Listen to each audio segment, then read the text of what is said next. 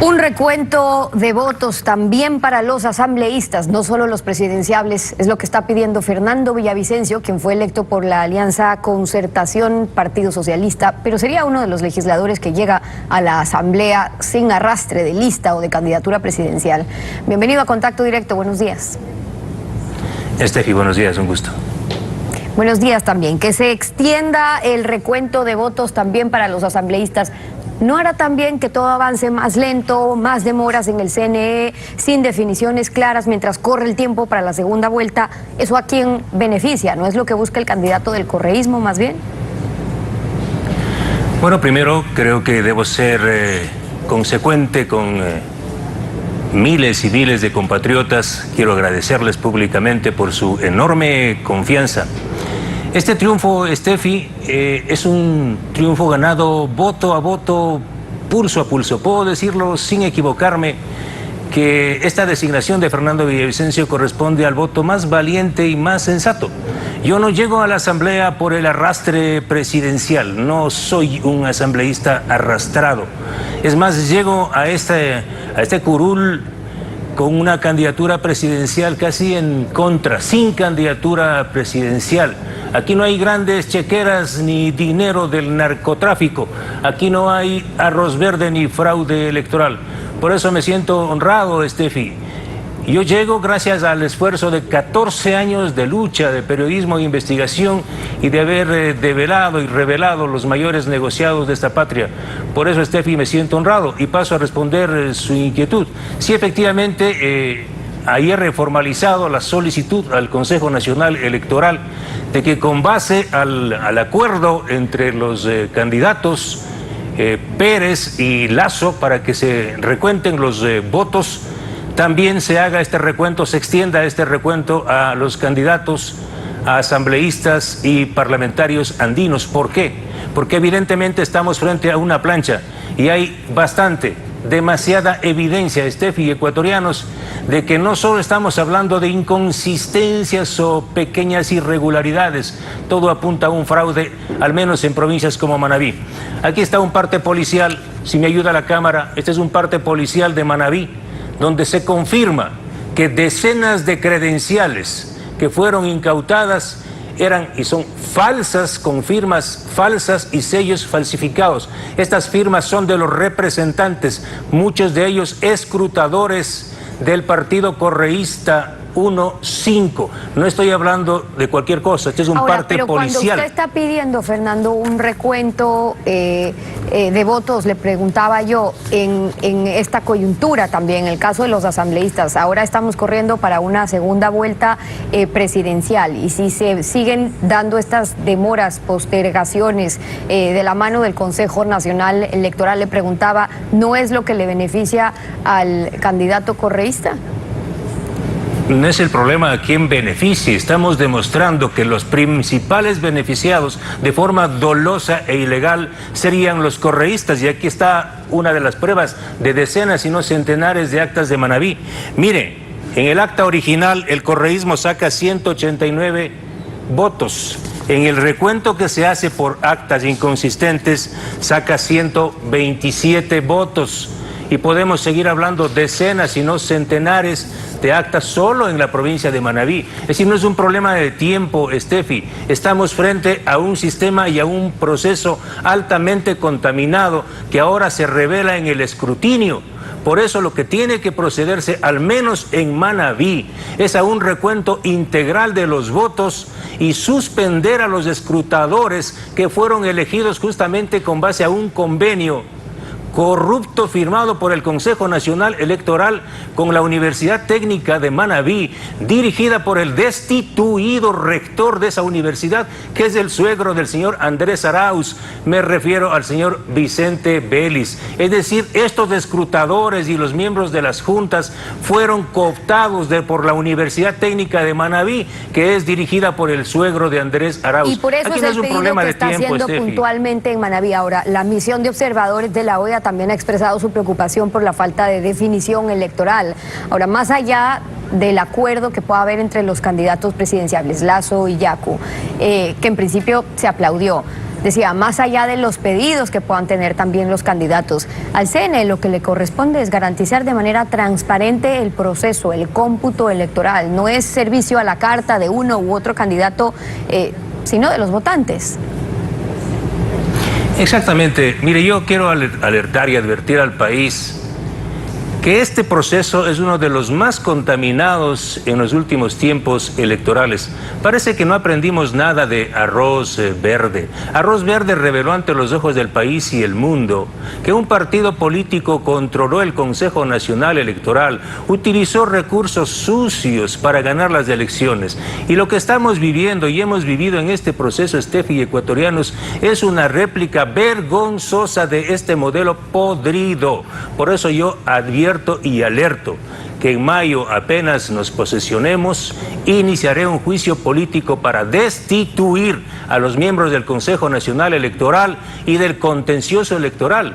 Mire, este proceso empieza, Steffi, cuando los organismos electorales desacatan un informe de la Contraloría General del Estado que pidió dejar fuera al menos a cuatro partidos políticos que no cumplían con la norma, que habían presentado firmas falsas.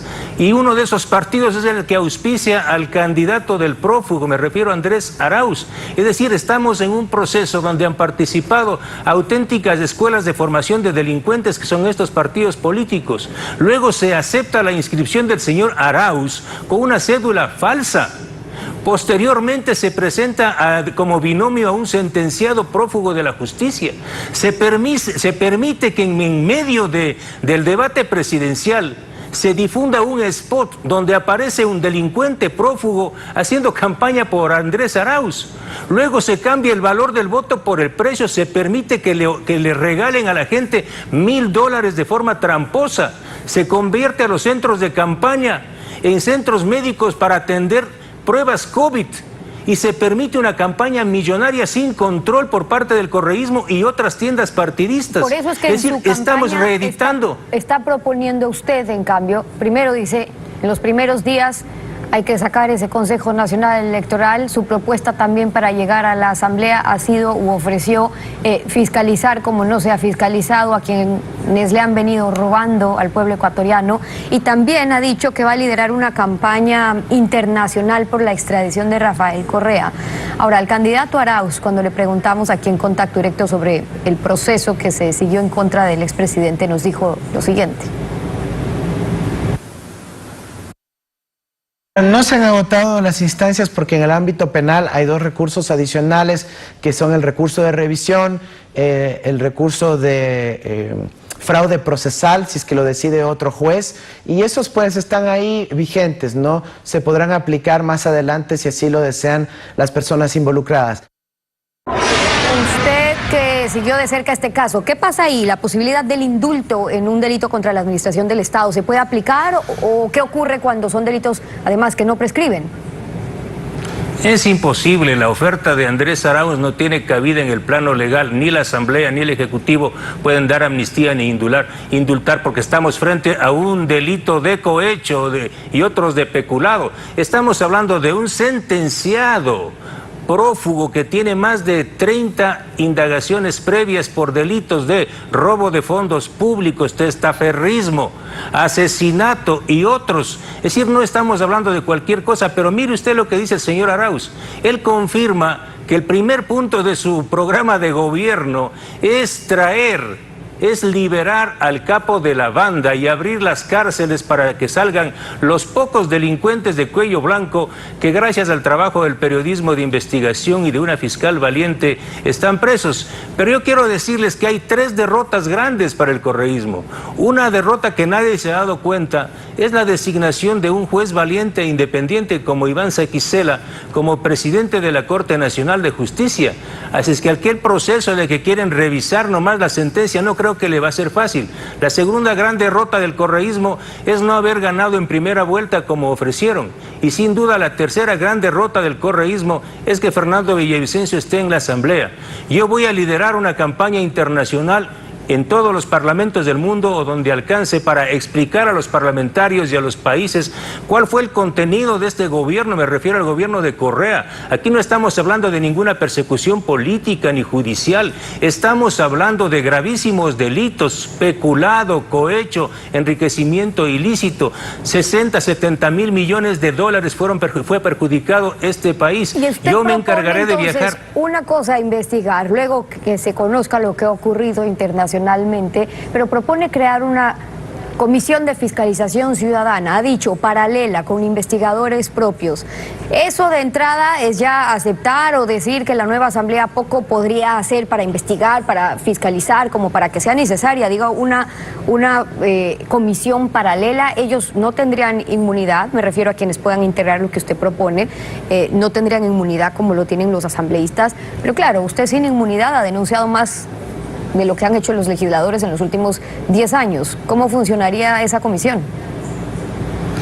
Mire, yo no tengo confianza en esta asamblea, que es una asamblea corrupta, si no se cambia de fondo. Por ello he levantado la propuesta de avanzar a un sistema bicameral y aquí públicamente planteo a los candidatos finalistas, obviamente a los que van a ganar. El correísmo jamás levantar una consulta popular en los primeros 100 días y consultarle al país, entre otros temas económicos, demoler este Consejo de Participación Ciudadana, que es un infiernillo para los dictadores, y segundo, crear un sistema, un parlamento bicameral que le permita cambiar a este país. Sin un buen parlamento no va a haber cambio, Steffi, es decir, podemos cambiar de huéspedes, pero estos huéspedes, usted ve, son una gran parte familiares de los prófugos, otros son viejos asambleístas de la partidocracia, hay gente que llegó ahí que no sabe qué hace, que llegó por la plancha. Yo no tengo mucha confianza. Por eso ratifico aquí públicamente, yo estoy ya conformando una comisión de fiscalización paralela, llámese un observatorio de ética y transparencia, y voy a replicar esto en todas las ciudades del país para que sean los ciudadanos quienes faciliten información a este parlamentario. Yo no soy un parlamentario de ningún partido, soy un empleado público de los 17 millones de ecuatorianos y voy a continuar con mi tarea de más de 14 años que he luchado en contra de la corrupción y en contra de la impunidad. Y para continuar esa tarea, Fernanda, ¿no ven como urgente el que la Asamblea pueda insistir como función del Estado que para intentar limpiar estos escándalos de corrupción se llame ya a una comisión internacional contra la corrupción, como siempre se ofreció, como siempre lo dicen en campaña, pero luego no se cumplió más que para hacer las normas, los estatutos, y se fueron? Porque la verdad es que a muchos no les agradaba la idea de que vengan expertos internacionales, Naciones Unidas, a investigar, ya sea porque todos quieren llevarse el título de investigador y de héroe, que nosotros siempre lo podemos hacer mejor, o porque simplemente no quieren que se investigue. ¿Ese no debería ser uno de los primeros acuerdos en la nueva Asamblea? Correcto, Steffi, pero aquí hay ecuatorianos, hombres y mujeres valientes, profesionales. Nosotros tenemos que liderar este proceso y que venga una comisión internacional de altísimo nivel de Naciones Unidas para que sean los garantes de este proceso, para que vean que hay independencia y transparencia. La clave, Steffi, en estos tiempos que se vienen nuevos es la lucha contra la corrupción.